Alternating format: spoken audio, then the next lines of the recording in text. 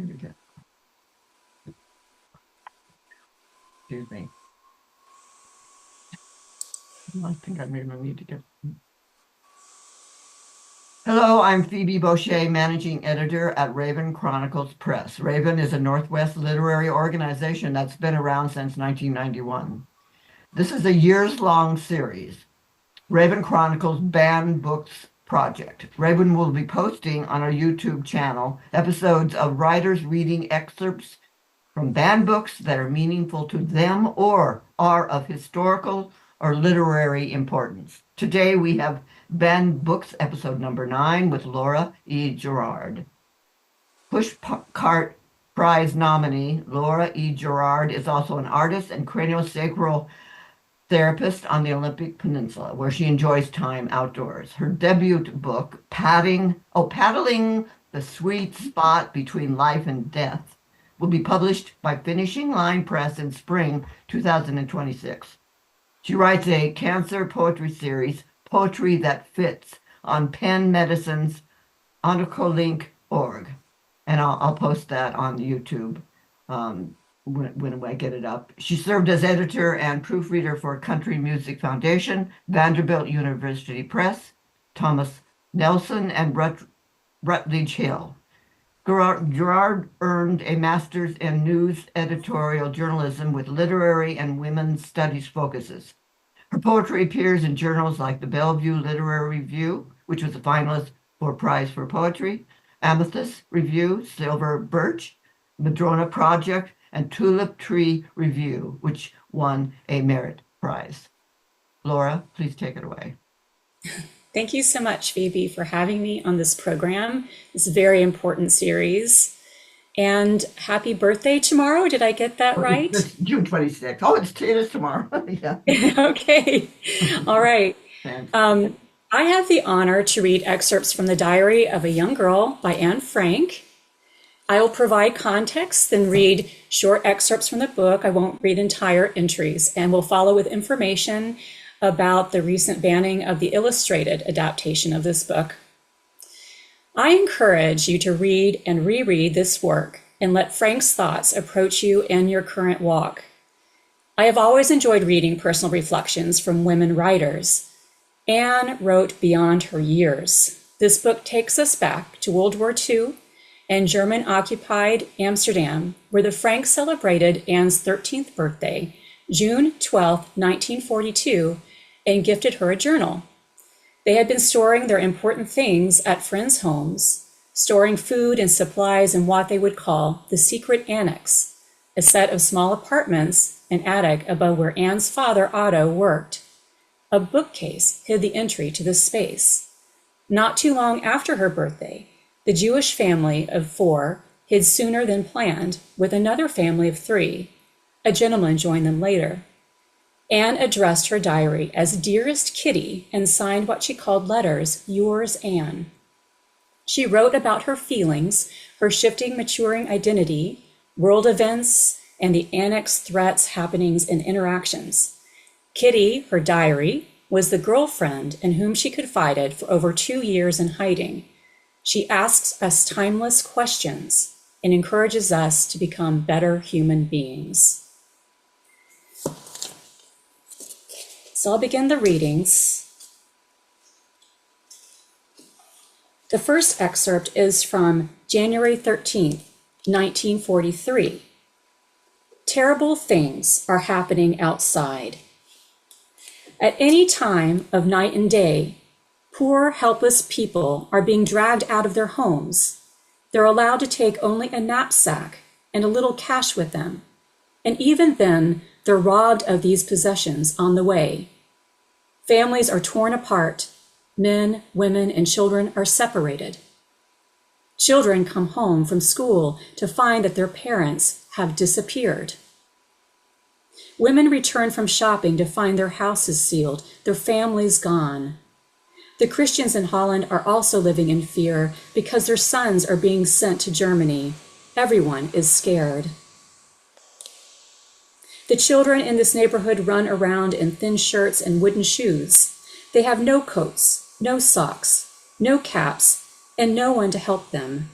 Gnawing on a carrot to still their hunger pains, they walk from their cold houses, through cold streets, to an even colder classroom. Things have gotten so bad in Holland that hordes of children stop passers-by in the streets to beg for a piece of bread. I could spend hours telling you about the suffering the war has brought, but I'd only make myself more miserable.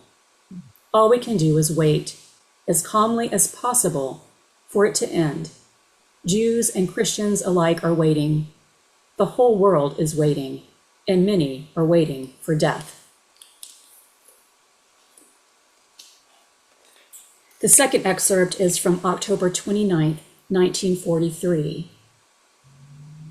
My nerves often get the better of me, especially on Sundays. That's when I really feel miserable. The atmosphere is stifling, sluggish, leaden.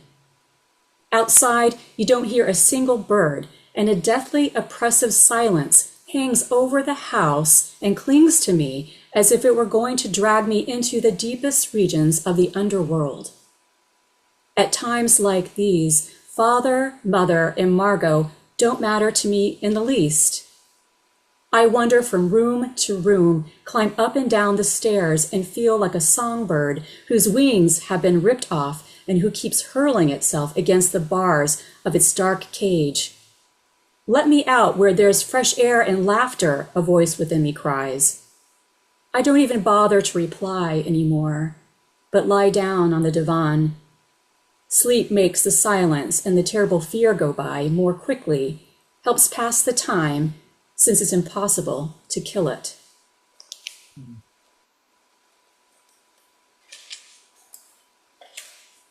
This is from April 11th, 1944.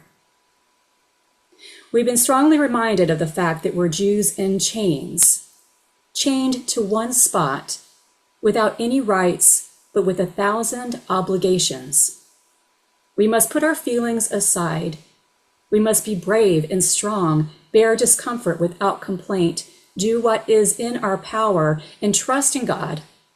One day this terrible war will be over. The time will come when we'll be people again, and not just Jews. Who has inflicted this on us? Who has set us apart from all the rest? Who has put us through such suffering? It's God who has made us the way we are, but it's also God who will lift us up again. In the eyes of the world, we're doomed. But if after all this suffering, there are still Jews left, the Jewish people will be held up as an example.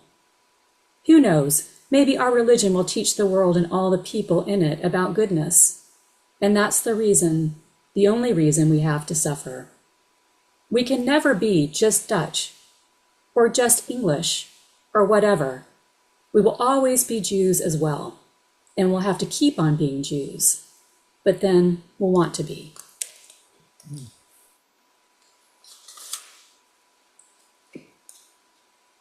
May 3rd, 1944, and then there'll be one after this. As you can no doubt imagine, we often say in despair, what's the point of the war? Why, oh why, can't people live together peacefully? Why all this destruction? The question is understandable, but up to now, no one has come up with a satisfactory answer. Why is England manufacturing bigger and better airplanes and bombs, and at the same time churning out new houses for reconstruction? Why are millions spent on the war each day, while not a penny is available for medical science, artists, or the poor? Why do people have to starve when mountains of food are rotting away in other parts of the world? Oh, why are people so crazy? I don't believe the war is simply the work of politicians and capitalists. Oh no, the common man is every bit as guilty. Otherwise, people and nations would have rebelled long ago. There's a destructive urge in people, the urge to rage, murder, and kill.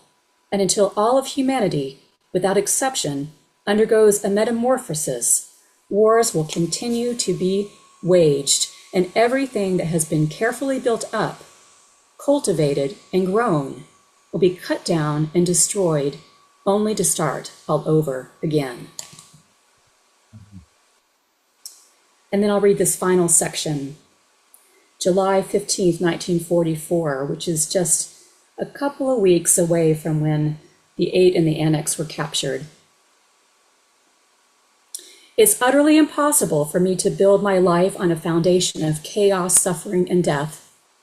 I see the world being slowly transformed into a wilderness. I hear the approaching thunder that one day will destroy us too. I feel the suffering of millions.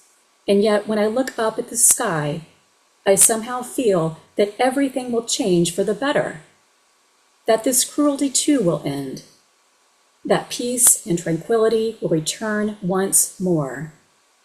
In the meantime, I must hold on to my ideals. Perhaps the day will come when I'll be able to realize them. And she signs, yours, Anne M. Frank.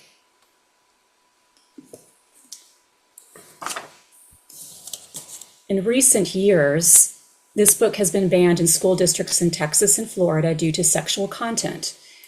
It is typically a book recommended for age 8, 12, and above, but there is also now an illustrated version by Ari Fullman and David Polanski, recommended for age 10 and above, suitable for middle school, certainly. It was this adaptation for which a teacher in Beaumont, Texas, was fired when she assigned it to her 8th grade class. This book, along with other books about the Holocaust, were included in banned book actions in these states with the support of a group called Moms for Liberty and their ratings on books for parents for a similar sexual content explanation. The sexual content in the diary being referred to are the elements of Anne's recognition and the changes in her body, for example, touching her breasts and wanting to know how it would feel to be touched, how beautiful the female body is, and a basic anatomy opposite sex description she and her annex contemporary Peter share as recorded in the diary. She and Peter kiss. This is the extent of her sexual experience while in the annex. In consideration of our times, these sexual references are extremely benign in this reader's opinion, and there is certainly nothing that could be considered perverse or pornographic in nature, even in the context of being conservative on the subject. Even the historical tragedies discussed are not explicit in their graphic detail. Most consider this book an iconic personal history about the Holocaust, one appropriate and perhaps even mandatory for most readers and students. So thank you very much, Phoebe, for allowing me to bring this important book, and I hope that everyone will continue watching these series, this important series of banned books, and reading many of them or rereading them. I just have to say, that book was a pivotal book of my childhood. I was about 12. And I didn't just, but the thing is, after reading it, I knew what happened to her. And right. I became an atheist from the day I read that book and just continued. Wow. That's how impactful that book was to me. Because if that could happen to her, how can anybody believe in a good being or whatever, whatever. Anyway, I get emotional. I love your choices because I think your choices you read in the book were ones that most people, haven't publicized as much. There's a few things like, I think people are basically good. That one great quote she has. Right. But anyway, thank you very much for sharing this. You're very welcome. And I felt it very moving too, as well as in this timing in our lives. I felt that those particular excerpts were very meaningful. But the people being taken out of their homes could be people in Gaza. They could be people in the United States that are being ripped away, from their families, that are undocumented people. Most of them are not criminals, but they are here undocumented. So, those passages were really wonderful for you to read. Anyway, thank you, Laura. You're welcome. Thank you. Bye.